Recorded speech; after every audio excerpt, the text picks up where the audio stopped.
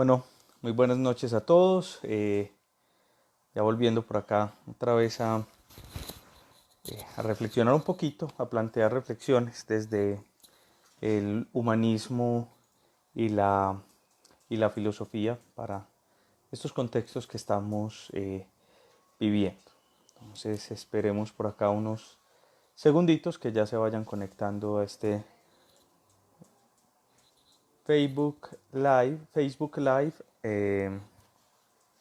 para que tratemos efectivamente el tema de hoy, que ya les había hablado de él antier, y es efectivamente el diálogo consigo mismo.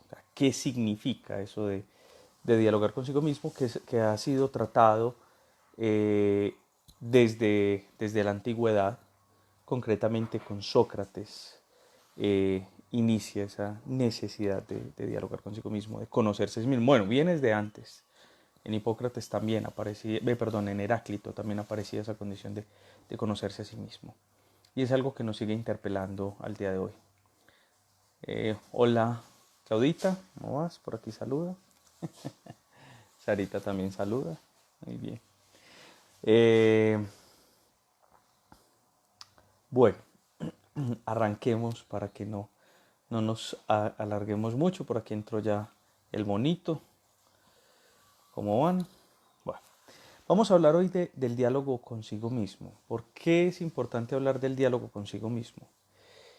Eh, y mucho más importante hablarlo en medio de lo que estamos viviendo. Es muy curioso cómo esta cuarentena se ha prestado para que la gente mande memes, que están aburridos, o que no saben qué hacer, o que se la pasan de un lado para otro. Y efectivamente esto pasa porque una de las cosas a las que hemos renunciado en el mundo actual es a dialogar con nosotros mismos. Y cuando digo que hemos renunciado a ello es precisamente porque le hemos dado más prioridad a cómo nos definimos a través de lo que hacemos que cómo nos definimos a través de lo que nosotros pensamos. Entonces esa es la razón fundamental por la cual a veces no nos interesan qué piensen los políticos, sino realmente qué terminan haciendo como tal. Y eso que a veces también lo ignoramos. A ver, ¿qué es el diálogo consigo mismo? La expresión dialogar consigo mismo es igual a hablar de meditación. Esto es bien interesante. ¿Por qué? La palabra meditación es una palabra que quizás actualmente se ha tergiversado mucho, precisamente porque se ha limitado a una condición de, digámoslo así, yoga. O sea, la meditación la hemos limitado actualmente a un ejercicio de yoga o de religiones orientales como tal. Pero realmente la palabra meditación viene de una raíz indoeuropea bastante antigua que es mederi y significa tratar y curar. Esto es bellísimo. Tratar, curar, cuidar, a su vez curar significa cuidar. Y es muy bonito porque de ahí también viene la raíz para hablar de médico o para hablar de medicina. O sea, como aquello que trata, cuida, como aquello que pondera, porque también indica punto medio y está asociado efectivamente a prudencia. Entonces, la expresión meditación no es una condición religiosa oriental, sino que indica efectivamente un cuidado. En este caso, ¿cuidado de quién? Es un cuidado de sí mismo. A partir de esto, entonces, tenemos que decir que meditar no es un asunto estático, como nos lo muestran a nosotros en las religiones orientales o en estas prácticas de nueva era, en la que se cree que la meditación, para los que están llegando estamos hablando del diálogo consigo mismo y de la que es a su vez meditación, es la meditación no es un asunto de quedarse quieto necesariamente. Entonces nosotros creemos que meditar es cerrar los ojos, cruzar las piernas, prender una vela y escuchar buena música. Es válido también, es parte de la meditación. Pero realmente lo que nos plantean los filósofos de la antigüedad es que la meditación es un cuidarse a sí mismo. ¿Qué es lo que debemos cuidar? Varias características. Primero, lo que debemos cuidar de nosotros es el pensamiento. ¿Qué es lo que estamos pensando respecto al mundo que nos rodea? Entonces esto es bien interesante. ¿Por qué? Porque efectivamente lo que nosotros pensamos respecto al mundo que nos rodea está definiendo quiénes somos nosotros. Así de sencillo. ¿Qué quiere decir eso? Aquel, por ejemplo, que piensa que hay que coger a todos los violadores y matarlos, pues ya ustedes se podrán imaginar qué quiere decir eso de esa persona. Aquel que piensa, o sea, sería un Hitler, es un Hitler en potencia. No mataría ya judíos, sino que mataría violadores. Si tuviese el poder, haría los mismos campos de concentración. Entonces, ojo, porque, y aquí hago un paréntesis, muy bello. La filósofa Hannah Arendt decía que a Hitler no había que nombrarlo como monstruo, sino como ser humano, y estoy totalmente de acuerdo. Porque si decimos que es un monstruo, creemos que es algo que es alejado de nuestra realidad. Y no, todos nosotros podemos ser un Hitler en potencia con ese tipo de pensamientos. Cierro paréntesis. Entonces, primero, ¿qué debemos cuidar de nosotros? Nuestros pensamientos. Segundo, ¿qué debemos cuidar de nosotros? Lo que escuchamos. ¿Y qué es lo que hay que escuchar? Nuestro entorno.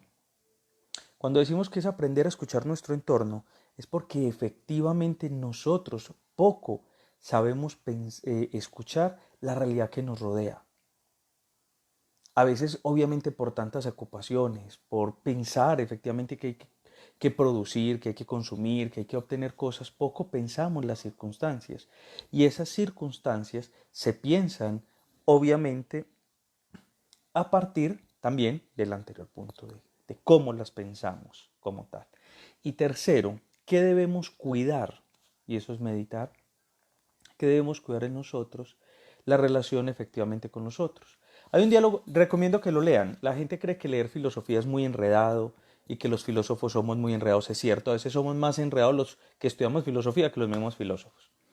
Pero un diálogo cortiquitico lo pueden descargar de internet. Se llama Alcibiades o la naturaleza humana de Sócrates. Es hermoso. ¿Por qué Sócrates interpela a Alcibiades? Y a esto voy con el tercer punto, aunque voy a unir los tres. Sócrates interpela a Alcibiades y le dice, bueno, Alcibiades, usted pretende gobernar. Porque Alcibiades se decía que era el hombre más bello de Grecia y era un tipo súper popular y quería gobernar Grecia.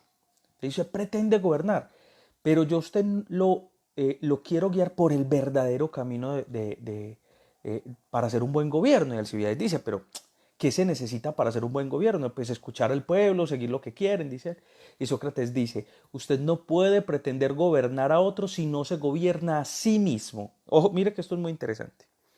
Entonces Alcibiades le dice, ¿y cómo me puedo gobernar a sí mismo? Y Sócrates le dice, conociéndote a ti mismo. Eso es meditar, ¿cierto? Conociéndote a ti mismo. Y Alcibiades dice, ¿y yo cómo puedo conocer? ¿Cómo puedo ver mi propia alma? Y Sócrates le dice, a través de los ojos de los otros. Recuerden que días pasados hablábamos que efectivamente una de las cosas fundamentales para salir del egoísmo de nuestro pensamiento es confrontarlo con otro.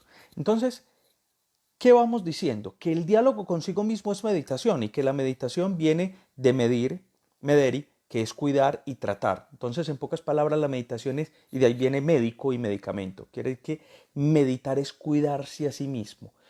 Por ende, la meditación, entonces, no es un ejercicio estático, como muchos creen, como en el yoga o como en las religiones orientales, sino que la meditación también puede ser dinámica. Yo medito en mi vida cotidiana. De hecho, meditamos desde lo más simple hasta lo más complejo. Les voy a decir lo más simple. Y este es un ejercicio que hacemos todos. Ya, pelee usted con su pareja y queden de hablar después. Usted lo primero que empieza a hacer es un proceso de meditación. Porque usted está cuidando sus palabras. Usted empieza a decir, vea, si me dice esto, yo le voy a decir esto. Si me dice esto, yo le diré aquello. ¿Cierto? Nosotros meditamos muchísimo cuando efectivamente tenemos una discusión. Pero eso es lo simple. Tenemos que llevarlo a lo complejo. Y llevarlo a lo complejo es aprender a conocernos a nosotros mismos. Lo decía en los días pasados. Este mundo no nos da seguridad, nos da mucha intranquilidad, pero ¿dónde debemos buscar la seguridad? Efectivamente en nosotros, en esa capacidad de conocernos. ¿Por qué les decía al inicio de esta pequeña reflexión que hoy es de las cosas que menos se habla es de meditar y dialogar consigo mismo y que lo hemos relegado y lo hemos dejado al lado? Precisamente porque hemos sobrepuesto la función, la utilidad, lo que hacemos sobre nosotros mismos. Entonces, ¿qué quiere decir eso? Que hoy tenemos un montón de profesionales que desligan lo que hacen de quiénes son. Entonces, por ejemplo, no hay hoy persona que menos se cuide que un médico. Usted quiere ver las personas más descuidadas, son los médicos. se saben todos los trucos para mantenerse despiertos todo el día, se saben, consumen de que la Coca-Cola con la aspirina, ¿cierto? Son los médicos. ¿Usted quiere ver la persona hoy más desequilibrada? Vaya donde conozca un psicólogo. Se los decía, muchos estudiantes de psicología uno a veces se los pilla en clase y dice, pues este está estudiando psicología a ver si logra encontrar eh, la cura a sus problemas, mágicamente. ¿Usted quiere ver los tipos más locos, rayados y antisociales del mundo? Un filósofo, alguien que estudia filosofía. Entonces, ¿qué quiere decir? Que hoy hemos creado una brecha gigante entre lo que hacemos y quiénes somos. Y la filosofía desde la antigüedad nos está enseñando que efectivamente quiénes somos se debe manifestar en lo que nosotros hacemos. Por eso hoy tenemos psicólogos con problemas de amor, hoy tenemos ingenieros que son desordenados en la habitación. Usted me dice, pero eso no tiene relación de absolutamente nada. Claro, porque efectivamente nosotros creemos que no debe haber relación en que yo piense estructuras con que las aplique a mi propia vida. Entonces tenemos hoy, para conocernos a nosotros mismos, entonces tenemos que recurrir al médico, tenemos que recurrir al psicólogo, tenemos que recurrir al psiquiatra, tenemos que recurrir al nutricionista, tenemos que recurrir al deportólogo, ¿cierto? Porque poco espacio le estamos dando a ese diálogo con nosotros mismos en la vida. El profesor Memo Ángel tiene una frase preciosa, preciosa, preciosa, que casi que la he tomado como un aforismo en mi vida. Y dice lo siguiente: cuando los cimientos de la ética eran sólidos, los edificios no se caían. Mire qué belleza. Eso es ojalá ustedes también aprendan a amar esa frase tanto como yo la he amado en mi vida. ¿Cómo así que cuando los cimientos de la ética eran sólidos, los edificios no se caían? Porque estaba en una relación de quién soy yo respecto a lo que hago con otro. Hoy vemos cómo la corrupción hace que los edificios se caigan, los hospitales cierren, los niños mueran de hambre. Y es porque se ha negado la posibilidad primero de dialogar consigo mismo y de saber y de saber escuchar el entorno. Hoy tenemos políticos que tienen esa incapacidad de dialogar consigo mismo. Y usted me dice, ¿por qué me estás hablando de corrupción como una forma de no diálogo consigo mismo? Por algo fundamental. Porque cuando uno no aprende a conocerse, se vuelve esclavo de sí mismo. Y cuando uno es esclavo de sí mismo, miren usted la frase, por ejemplo, de quien consume mucho licor. Dice, no, es que yo controlo el licor. Yo solamente bebo cuando me place. Yo lo hago a mi medida. Esa es una de las características de un no conocimiento de sí mismo. Se acaba de conectar uno de los tipos que más admiro, que es el padre Edward, y el que más ha tratado efectivamente esa condición del diálogo de sí mismo. De él he aprendido mucho frente a esto y se lo agradezco. Con él dialogo mucho de estos temas. Entonces, miren, es muy curioso porque cuando uno no se conoce a sí mismo, reitero, se vuelve esclavo de sí mismo. ¿Qué es la corrupción? Ser esclavo de sí mismo. El no saber limitarse, el no saber contenerse, el querer siempre más y nunca tendrá límite. ¿Qué es el alcoholismo? El ser esclavo de sí mismo. La gente le echa la culpa al alcohol, no, sos vos el que estás consumiendo y decís que vos consumís cuando querás. ¿Qué es el drogadicto, el amante a la marihuana? A mí me encanta cuando la gente dice que no, yo fumo marihuana cuando quiero, no, es cuando el cuerpo lo pide y efectivamente hay una condición de esclavitud de sí mismo. Entonces por eso les decía que esta frase de Memo Ángel es preciosa para entender ese no diálogo consigo mismo. Cuando los cimientos de la ética eran sólidos, los edificios no se caían. La reitero porque es preciosa. Para entender que hoy de las cosas que más necesitamos es aprender a dialogar y a encontrarnos, a meditar, pero meditar entendido como ese cuidado, como ese mederi, como ese cuidado, ese tratamiento de sí mismo, un tratamiento frente a los pensamientos, lo que les decía, un tratamiento frente a cómo escuchamos el entorno que nos rodea y un tratamiento de frente a cómo nos relacionamos, cómo me presento y quién soy yo para el otro. Tres características fundamentales para la meditación. ¿Qué quiere decir entonces esto? Que efectivamente la meditación no es un asunto de quietud, un asunto de cruzar las piernas y cerrar los ojos, es válido también, sino que es un asunto de un ejercitarse espiritualmente. Y aquí viene uno de los autores más bellos que ha tratado esto, también recomendado el día, ya les recomendé la Alcibiades de Sócrates, de Platón, perdón. Pero uno de los autores que más ha tratado esto se llama Pierre Hadot en un texto precioso. Mire, yo sé que los que están conectados no estudian filosofía, pero es un texto precioso que vale la pena acercarse a él, que se llama Ejercicios espirituales y filosofía antigua. Ahí efectivamente hay una forma de cómo, y dice Pierre Hadot una cosa preciosa, dice, ¿qué es un ejercicio espiritual? Es decir, una asquesis, un ejercitarse en el interior. No ejercicio espiritual entendido como esa condición de trascendencia o ir a cantar bonito como a veces pensamos que es. No, él dice, un ejercicio espiritual es un diálogo, siempre es un diálogo. Hice un diálogo con otro, consigo mismo, pero siempre es un dialogar, es decir, siempre es un mejorarse a través de esa condición de la palabra que surge efectivamente en los pensamientos. Hoy vemos, vean, en las redes sociales sí que vemos cómo las personas no son coherentes con su pensamiento. A mí me encanta porque veo las publicaciones de muchos de la semana pasada diciendo que no, esto era una gripita, y de un momento a otro la gripita se convirtió, pasó de memes a se convirtió en preocupación. No, es que tenemos que, no paremos bolas a esto es mentiras. Y ya vemos la gente con miedo. Miren cómo, esa es una de las pruebas efectivamente que no sabemos dialogar con nuestros pensamientos, dialogar con el entorno, ni dialogar con los otros. Ahí está una de las pruebas fundamentales para entender esa carencia, pero mucho más importante, porque hoy, gracias a estas condiciones de utilidad, gracias a estas condiciones, uy, voy a colgar por aquí por si está sonando, gracias a estas condiciones de utilidad, de productividad, hoy tenemos una fragmentación de nosotros que lleva a que, les decía ahorita, no pensemos que un ingeniero tenga que ser ordenado en su pieza. Una de las cosas que más recuerdo de mi mamá, y esto es bellísimo, ella fue profesora de escuela de un pueblo, y era que siempre vestía elegante. Eso es algo que todos mis compañeros se burlan de mí a veces en la universidad, porque yo voy pues siempre como, o intento ir muy formal, pero eso se lo aprendí mucho a mi mamá. Y era porque eran esas maestras de escuela que no solamente enseñaban en la escuela, sino que enseñaban en la calle. O sea, que usted no veía una maestra de escuela en un escándalo público. Una cosa pues supremamente interesante. Y eso lo que muestra es esa relación entre lo que se hace, entre lo que se piensa. Una relación que desafortunadamente hemos roto. Y por eso yo puedo decir es que pues yo mato porque otro me paga, pero pues no es porque yo quiera efectivamente matar a nadie, ¿cierto? Yo mato porque otro lo dice, ¿cierto? Yo robo porque otro lo dice.